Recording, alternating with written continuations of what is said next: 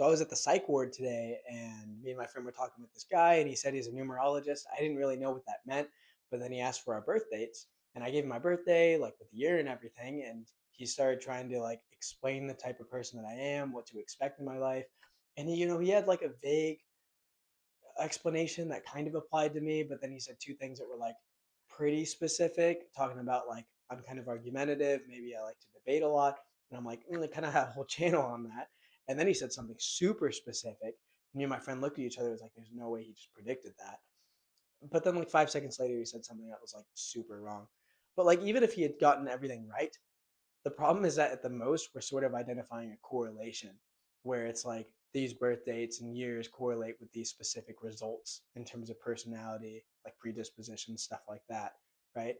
But even if we could identify causation, we could isolate all the variables.